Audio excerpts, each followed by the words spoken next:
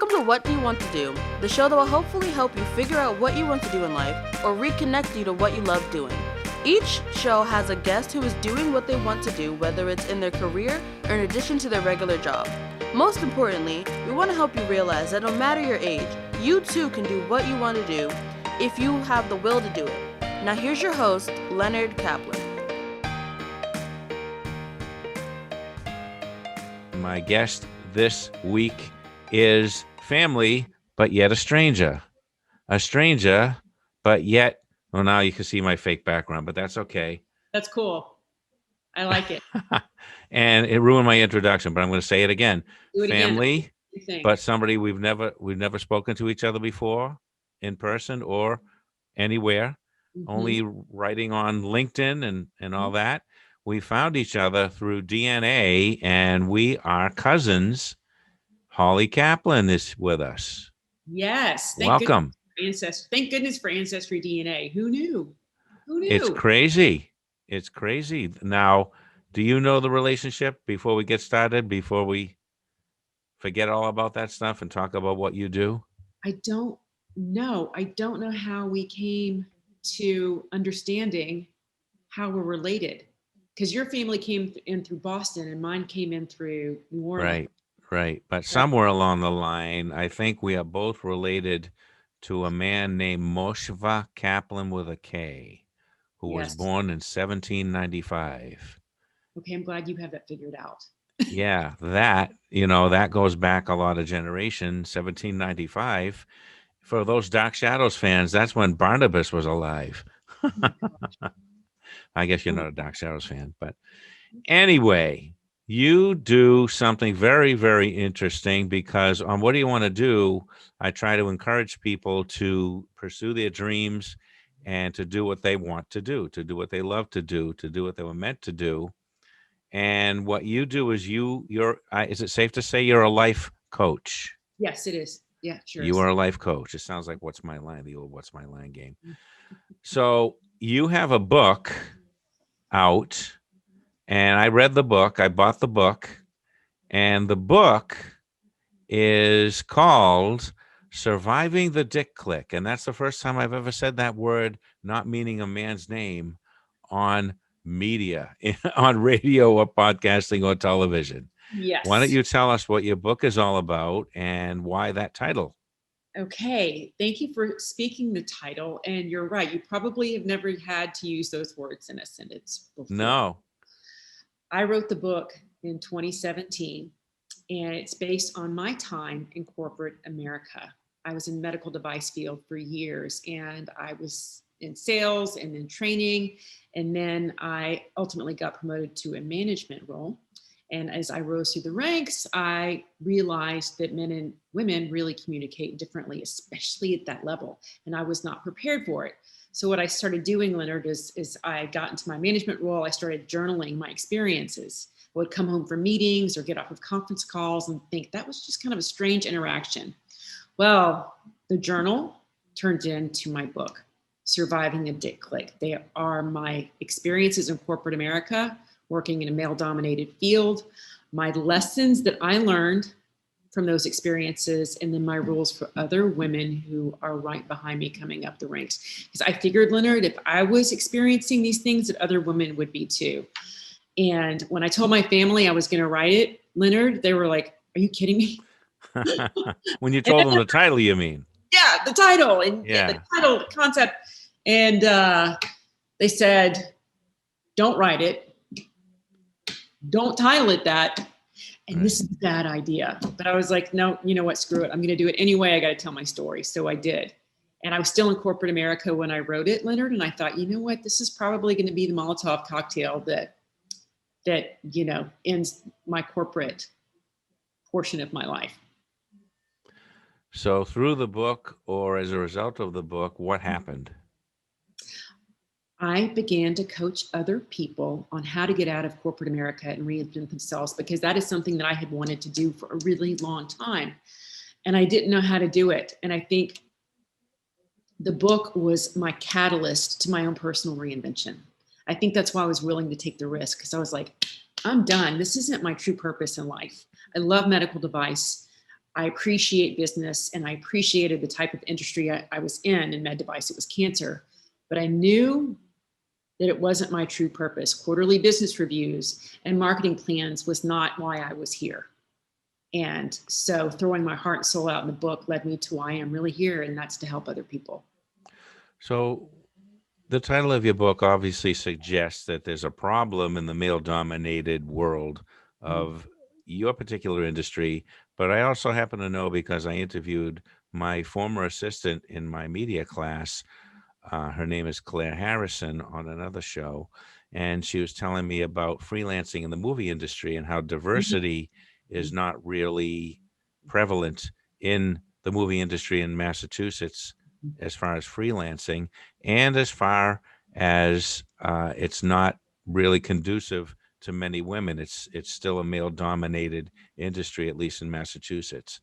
Now, in your researching your book, how did you come to the conclusion that maybe this attitude is not only around in the medical industry, but in probably all the industries in America? That's a great question, and that's relevant to how I launched the book, because at first, Leonard, I reached out to women of different industries to find out if they were experiencing the same thing. I reached out to women in journalism, radio and television, doctors, attorneys, finance, because I wanted to look at the bigger picture before I wrote it from a silo perspective. And I was like, I knew it wasn't just me. I knew it would be a lot of other women experiencing the same thing. And sure enough, it was. It's just a matter of we're talking about it or not. So I appreciate that your assistant is open to. Yeah, she came out with it. I just released that show this week, and she hadn't really experienced it personally, fortunately, but she, noticed on certain sets, on most sets, it was white, male dominated, very few women. And minorities, obviously. So now in your coaching business, you aim for women. And in your coaching business, is it fair to call you a life coach or a career coach? I call myself a confidence coach. Okay. Do a little bit of both. And the reason I do that, Leonard, is because I realize that when people come out of corporate America, a lot of them feel like this tall. They've been beat up. They're tired. They have a whole set of limiting beliefs now due to social interactions with people from corporate America. And they kind of have to start over with their confidence. So that's where we start, because I want these individuals to know that if they've survived that, they can open a business. They can do pretty much whatever they want to do. So that's where we start. So it says right on your webpage at hollycaplan.com, you're a dream strategist and a confidence coach, helping women. That sounds fancy. That sounds fancy from a distance. Well, you wrote it. Helping women manifest the life of their dreams. Let me show you how. So that's really cool. It gets right to the point. And it goes into what you do. Now, tell me this, honestly, if a man such as myself came to you and said, I would like help in manifesting my dreams and overcoming obstacles, what would you say? I would say, hell yes. So you are open to that. I am. I'm actually getting more and more male clients, which is terrific, because this isn't just women, especially with COVID. This is men too. Yeah. Both of us are affected, and men are willing to open up and say, hey, look, I need some direction. Can you help me? So I really enjoyed that, because, they want to make changes also, and they need direction, and I'm happy to do it. That's fascinating, because there's a lot of, not a lot, but I know a few people who are life coaches and career coaches, and they cater to women as well. And I haven't asked them that question because I haven't had them on here. So that's very interesting and generous of you. So that means that you are not bitter about the experience. You merely learned about the experience and that it exists, and you're dealing with it in a healthy way. Thank you. Yes. Yeah. It's just what happened. It doesn't mean people are wired in a horrible fashion. It's just what happened at the time in my life in corporate America. But a lot of people really want to be able to do different things for themselves, and I'm happy to help them do it. Okay, I want to go into a little bit what you actually experienced. Ooh. That it doesn't have to be too gory, but Whoa. like, was it subtle or not so subtle attitudes? Was it specific insults? Was it blatant discriminatory behavior in preventing promotions? What was all this stuff? There were different levels. There were different levels to it. And sometimes it was hard to see it, Leonard, because sometimes I didn't realize it was happening. Like if I would offer to take a lead on a project. Okay. We were implementing something called Salesforce.com at the time in the organization. And I was like, I told my boss, I'm like, let me lead. I'll study it. I'll learn it. I'll work with the other managers. I copied everybody on it. He would give it to somebody else. It was that kind of stuff. Or I had an idea at the boardroom table and it wasn't good enough, or I was ignored. Leonard, I'd be thinking, wait, I think my idea is good, but I'm not being acknowledged. And so as a result of that, you kind of stop talking or you stop interacting. I understand that. Then those are just some examples of some things that I experienced. And I kept looking around the boardroom table thinking, wait, I'm just as smart as that guy and that guy and that guy. Why am I having to really prove myself and work harder to be heard? And looking back, that has something to do with it. The thing is, when you're in that kind of an environment for any longer period of time, and it's different for different people, how did you maintain the confidence that you were right and they were wrong? Because when it's basically a community has ostracized you at that moment, and how do you know? I'm always fascinated by that. People who overcome a community and surpass them, prove them wrong. I don't think I could be that strong. I don't know. How do you do that? I think the first step is recognizing that it's happening. Right. And that was my first step to really overcome, because when you get left behind, when you're walking from, your cab to a restaurant at a group meeting, you think it's you think something's wrong, but you have to realize that it is happening to you and it is uncomfortable. So that's my first part of advice. My second one is to get a support group. Get a support system. Maybe it's another person in your organization. Maybe it's a mentor. Maybe it's a coach, to say, hey, look, these are things that made me feel uncomfortable. I really don't know who to talk to about them. I don't want to complain, because you can complain for years and never get anything done. It's about really finding a solution for yourself. And ultimately, Leonard, my solution was to leave because I couldn't do it anymore. Good for you. I mean, that takes a lot of courage. That's your bread and butter right there. It was very scary, but it just wasn't a right fit anymore. I wasn't aligned with where they were going. And rather than choose a different company with the same product or just another corporate company, you chose to become an entrepreneur.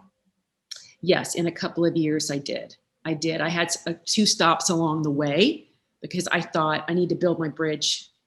I needed a little bit more time to build that bridge out of corporate America. And that's another bit of advice I have for individuals who are listening, because everybody wants to make it happen right now. And we have to realize that it takes some time. So if there's a year or 2 that you need a bridge to build your new business while you're still in corporate, you have 1 foot in corporate, that's completely fine. It's just short term. So I did do that for a couple of years. That's common sense. You just, emotionally it might feel better to make the complete break, but practicality rears its head and you have to make a living. Right. It's baby steps. You got to take baby steps, and that's just part of it. So what do you think in your background gave you so much courage? It had to be, well, I'm not even going to guess. What was it? My daughter. Really? So it's not your background, it's in your future. Yeah, it's in my future. Or her future. Yeah, absolutely.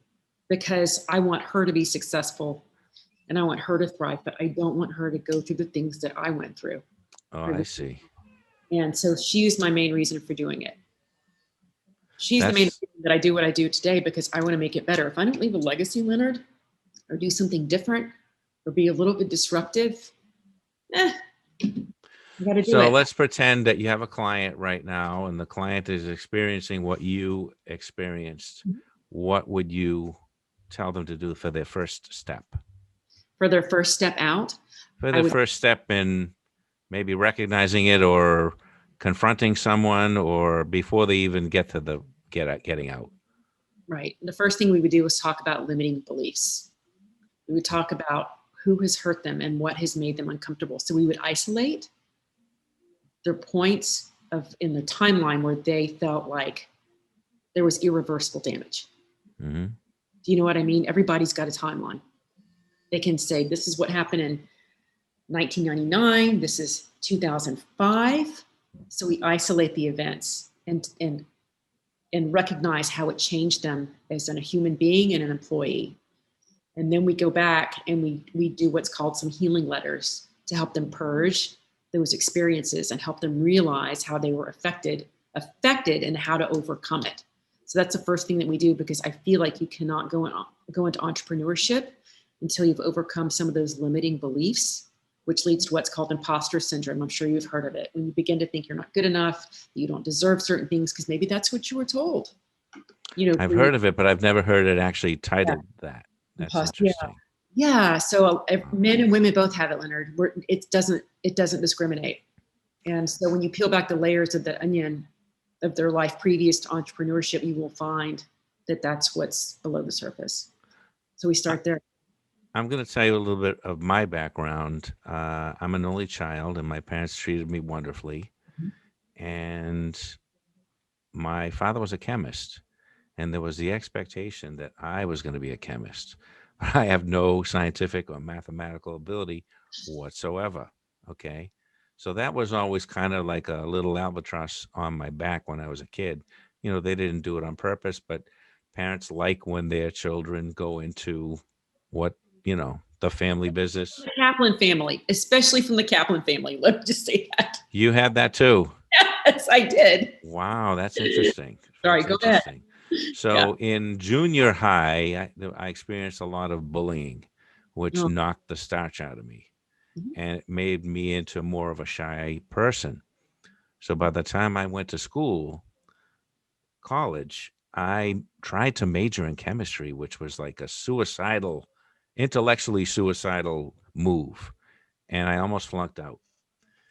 And I switched. I remember I was talking to my calculus professor, and I told her I was going to thinking of switching to journalism.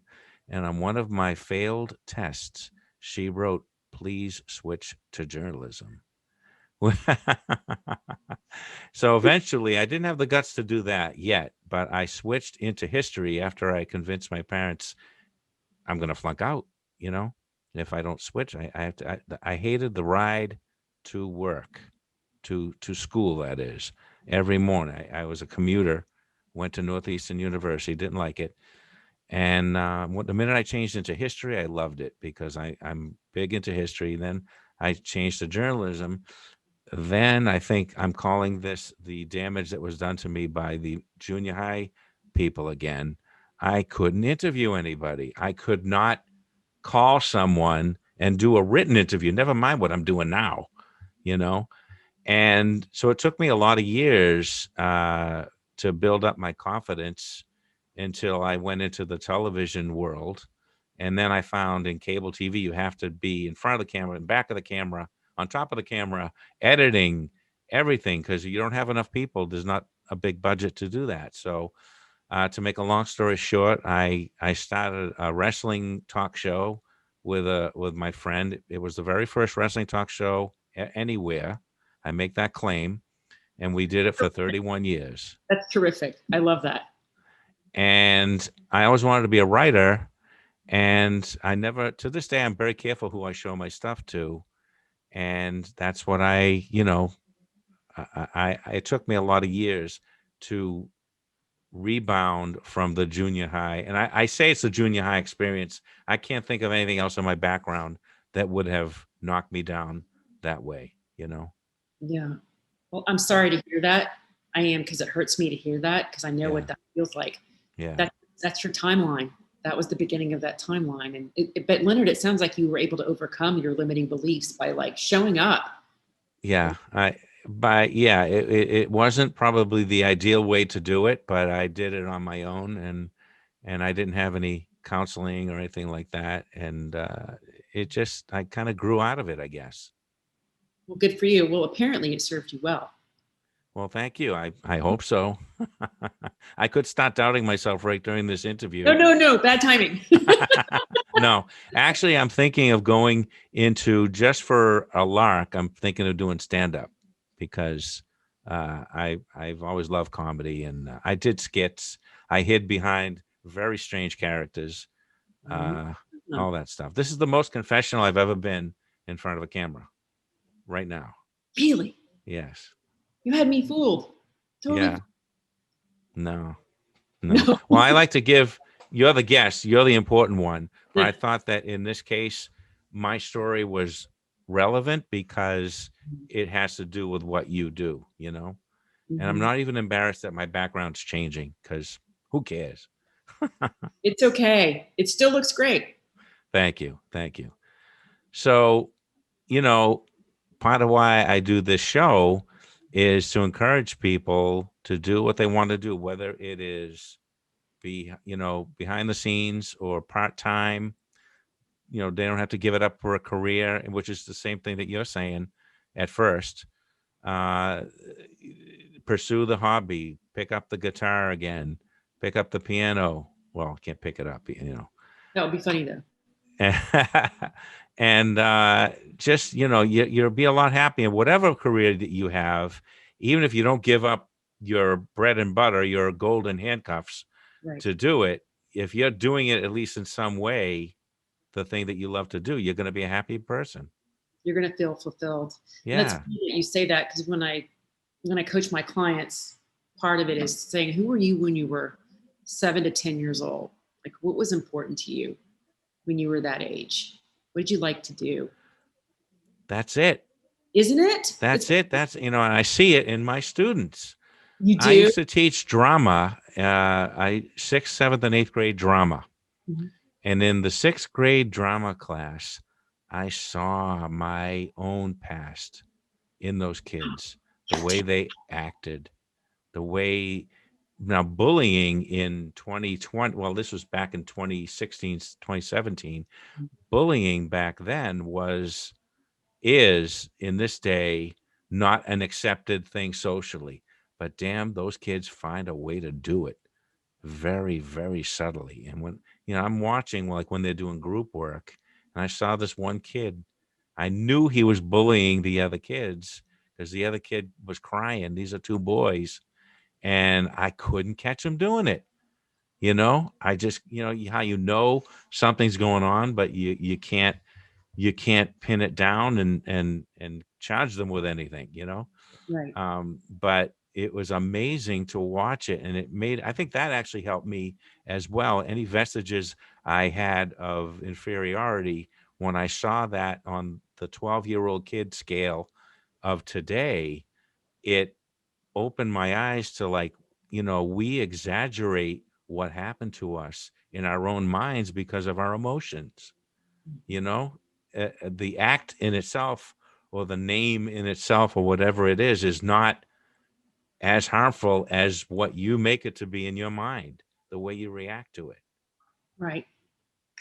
So, were you able to talk those kids through whatever was happening? well, I talked to the victim kid. He was crying, and he was a very sensitive kid. I wonder, he's probably in high school now, almost graduating, if not already graduating. And I wonder what happened to him, Yeah. But as far as that other kid, I don't think he was reachable. I think that was just fun to him, Now, they say that bullies they manifest their own feelings of little self-worth, but it's really hard to see it, even watching from a distance like that. And it's not happening to me. Even watching this 12-year-old kid, he didn't seem too sad. Let's put it that way. He didn't seem like anything was bothering him, you Right. know? He seemed unaffected. Yeah. And he just thought it was normal behavior. That could happen too. Mhm. Parents, I've seen parents who are great parents and they encourage their kids, but I've also seen horrible parents who force their kids into, say, playing hockey because they're living out their own dreams and they don't let them quit. I saw that happen to a boy and a girl 20 years apart, you know, and parents don't realize what they do sometimes to their kids. They do a lot of damage. Not all parents, obviously, but Right. these certain parents that caught, it's just a generational cycle that keeps going and going if it's not recognized and It going to doesn't people stop. like you. Yeah. You have to stop the cycle. Yeah, Stop the cycle.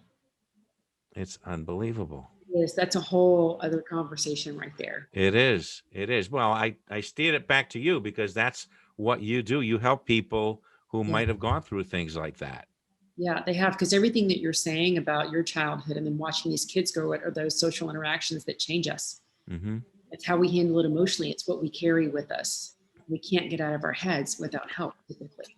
Yeah, and another thing that I observed with the younger kids, they're not haunted by their past. Most of them, when they're 12, nothing really much has happened to them yet. You know, and every day is lived for now. You know, Why do you think that is? I find that interesting because I'm a child of the 70s. yeah. I'm a child of the 70s. Okay. Why do I It's think that different. is? It's different now. It is. You Uh, think the kids are different now than they were then? I do. I do. I think they I think there's a different level of narcissism now due to media and on television and social media. I think it affects them. I think priorities are different now. I think Yeah. they've taught how to treat people differently. That's a hard one to assess Yeah. because I don't see. I started teaching. Well, I started working with kids, and I wasn't really a teacher in 1985. Okay, and I became an officially a teacher in 1996. And the difference between the kids in 1985, in my group, it was an after school video club. They wanted to be there. They were the highly motivated kids. That was like a paradise for me to work in as a newly minted graduate of media school or television production, as they called it then. I didn't see any of these problems. But, when you start teaching mainstream students, even though I was just an elective, you see all these problems. Some of them have horrible backgrounds and horrible home life, and the studio where I work was their haven Yeah. sometimes. And I don't know. I can you identify, Holly, a little bit more what you mean by the change in priorities? I think it has to do with direction. So I mean that they're are they making media their number one priority rather than personal interaction? Is that what Yeah, you yeah, mean? definitely, definitely. Like my 10-year-old Yeah. who watches TikTok, not in my Yeah. control. She's got friends who have TikTok, and there are things I can't control. And she's already seeing that, wearing certain things is important, and acting a Yeah. certain way is important, and be able to do the TikTok dancing is important, and being viewed I see. I and see. being popular is what's most important. Now, and I was a kid, I mean, there's things were around, but not like it is now. It's not the priority that it is now. It's very, very competitive, and I don't want that to affect her. So Well, I think that do, direction, how we direct them, is what can make a difference for them. do you think that it has harmed her ability to interact? Does she have live friends? She does. She does. We make an effort to do a lot of play dates, if you will, with friends. Lots of interacting. Lots of See, that's great. So that, you're doing all you can do, except banning, once you give it to them, it's Pandora's box. But a lot of parents, I remember when I taught middle school, not that many kids had phones. First of all, it was a poor neighborhood. Second of all, it just wasn't on their radar as of yet. You know, it's mostly in high school that they're really glued to the phone. Right. Right. It's addictive. It's addictive. Yeah. I won't let her have her phone yet. So if she accesses them, it's through another kid that's got it. I'm like, you don't need a phone. I know how to find you. What about cyberbullying, Holly? Have you She's experienced that with your daughter? Has she been cyberbullied or knew anybody who did that? already, Really? already. Because even Facebook Messenger has an app for kids, for littles, where they can message their friends as long as the parent approves it. So I'm like, oh, well, that's cool. You know, she wants to be connected to Chloe and Sophia and Olivia. Mm-hmm. And so I was like, well, that's cute. But now, Leonard, I'm already seeing messages that are not nice. Like, Yeah. like what you did at school today, or you're not skinny already. Yeah. Because they're privy to this, you know, having such access already. So, I mean, that's been learning for me as well. Maybe I'm old fashioned, but I see more harm having been done by the Kardashians Oh, than social media. I that's don't know, but they're on there too. yeah. Yeah, right, right. It's the image and the expectations that are set. I know, and I'm a big grammar person, so I've seen the downgrading of the English language for one thing. And I've seen being fans of the Kardashians, or, you know, I know a girl beautiful girl, cousin of one of my friends, and she puts that stuff in her lips, and it's totally not even necessary, but it destroys her beauty, you know, and she thinks it's beautiful. She gets a lot of attention on the social media with it, you know.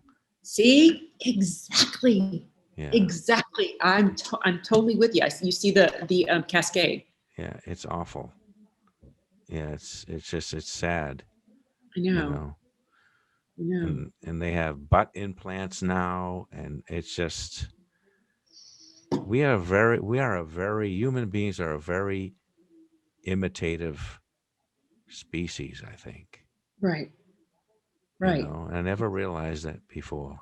It's also seeking acceptance if you're liked for having, you know, Yeah. the new fashionable lips or having a butt implant, you know. And tattoos. My parents would kill me. Can I tell you? I'm Oh almost yeah. if I got a tattoo, they would still kill me. Well, it's me too. I mean, and I wouldn't want one anyway, but that's against our religion anyway. I can't do it. Can't do it. So, you know, even if it wasn't against the Jewish religion, it's the idea that Jewish people were tattooed against their will during World War II for the concentration camps. That alone would make me not want to have a tattoo. You know, I know. it's pretty crazy. I know. I have to explain So that to let's them. get back, and I've veered off of this. I think this is a good conversation, though. I think people will identify with all that stuff that we said. Good. If parents are listening or watching, um, if I always ask this question, if you had not experienced that miserable workplace and have been spurred on to become a coach like you are, or by your daughter, if anything, everything had been hunky dory, do you think you would have gone into the same field? I think I would have stayed. I would have stayed, Leonard, because it was comfortable, even though it wasn't Yes. filling. I would have stayed because I knew it, and I would wake up every day and go, ugh.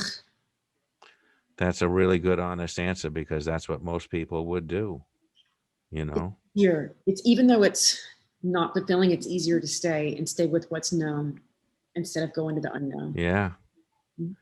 And it's a funny thing. It's like we have a built-in aversion to the unknown. There's Mhm. like a fear, just like, you know, walking near a cliff without a fence.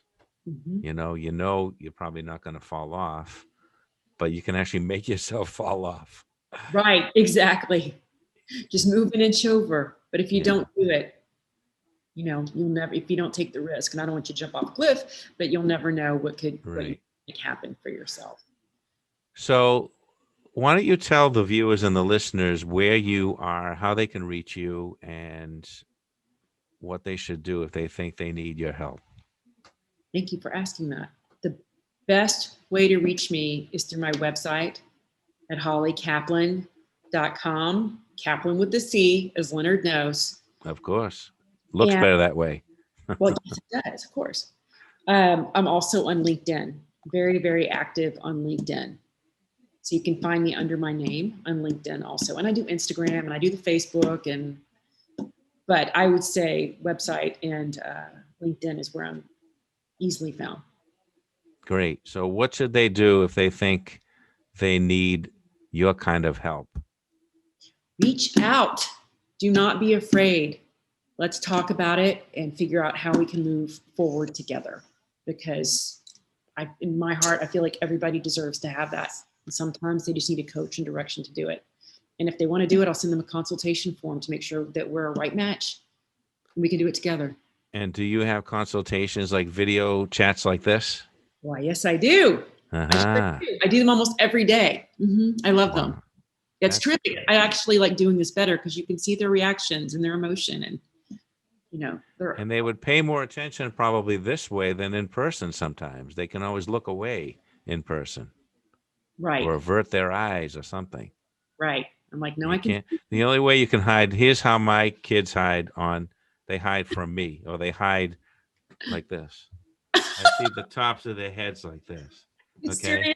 So the other way that they hide is, wait a minute, how do I do this now? This is the other way that they hide. No, that's not the other way. That's my real basement right there. Oh, there it is. Didn't mean to break the illusion. Wait a minute. No, this is the other way that they hide. Oh, yeah, yeah. You know? Yeah, they put up a photo. Only they don't have a picture. You just see their name. Yeah, and are you like, you're not blinking? I can tell that you're not blinking and you're not breathing. Anyway, this has been fun, and we'll have you back sometime as things come up, hopefully. Thank you. I hope you enjoyed it. I did. I really did. And I love our candid conversation. Well, that's good. I hope I didn't say, now this is my insecurity again. I hope I didn't mention too much of myself in this interview. Not at all. I think that your story is important because it shows that everyone goes through it and it's relatable.